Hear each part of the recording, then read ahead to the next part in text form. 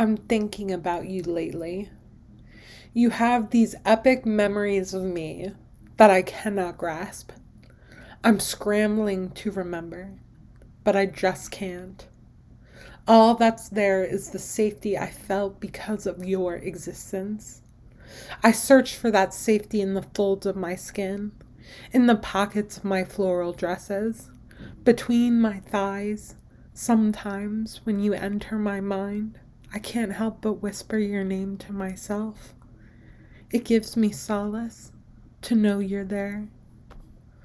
But you're really not.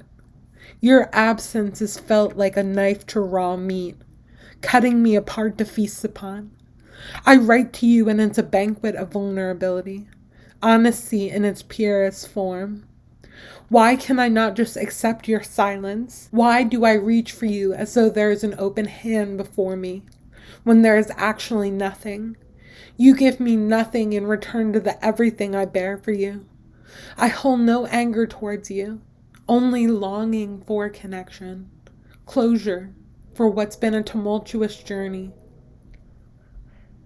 You hold my memories in your body like a pearl in a clamshell, unable to open, and I just have to live with that. I'm 33 these days, the same age Jesus was when he died. They say he was a carpenter in life. You and I too are makers of things, of the mundane and masterwork all the same. That's what connected us at the beginning. You would make tiny unfired clay ears you would teach to listen to my silence, observing most days. I was quiet then, shy around you because my heart was bursting. Now you're the quiet one, and I just orbit you with prose and poetry. Back then, I would make body sculptures of twisted forms. Who knew it would be a precursor for this illness that separates us? We are separate.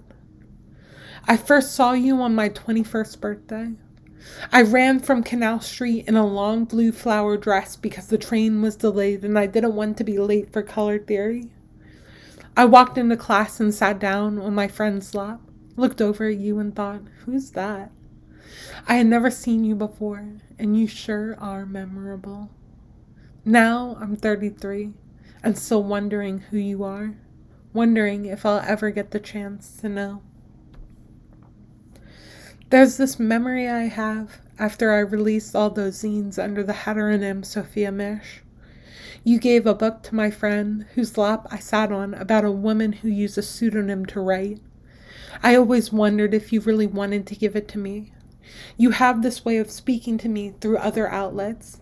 They're good at flirting, you said to that same friend, because you had to know she would tell me, and her lips were indeed dripping with this knowledge.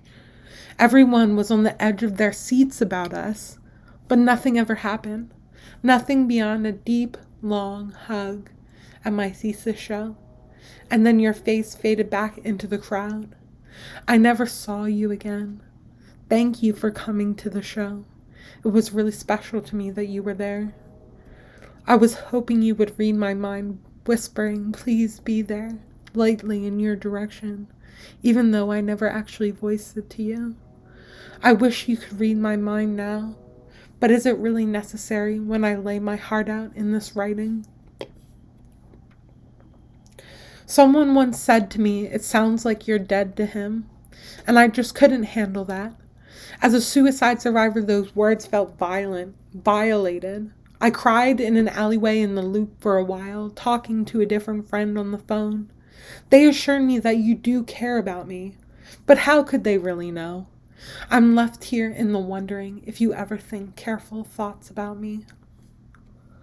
When I was 15, the person I was in love with died in a car accident. I never told him how I felt. When we were in 5th grade, he had his friend ask me out for him. I said, we're just friends, because I was nervous.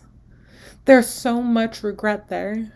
I always wondered if my love could have saved him from being in that off-kilter joyride on the highway, no seatbelt, thrown 30 feet from the car. In the end, he died a week later. I cried in my mother's arms even though she had no idea who he was. I never talked about him until after he died. I didn't go to the funeral. I never said goodbye. He visits me in my dreams still. Last night he drew a picture of me painting and showed it to me. I hugged him so tight in the dream. Now that he's in the endless, he watches over me. I know he does.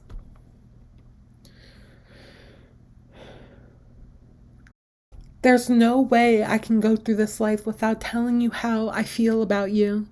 You are one of the wonders of the world. My whole heart believes in you. If I'm wishing for things, it's just that we could talk. Please don't leave this life without knowing I love you. I love you like the ocean's waves continue to crash.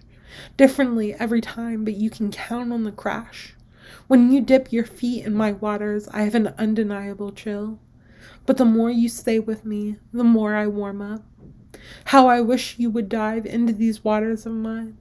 But wishing is for children whose eyelashes escape with a single blow on the finger. When I see 11:11, I wish for you.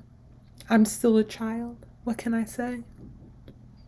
If I could just have one real wish for us, reconciliation is one thing. I still feel as though you're that single solitary one that got away, but that's not as big as my feelings are towards just hearing that you're okay, you're safe, happy, hopefully.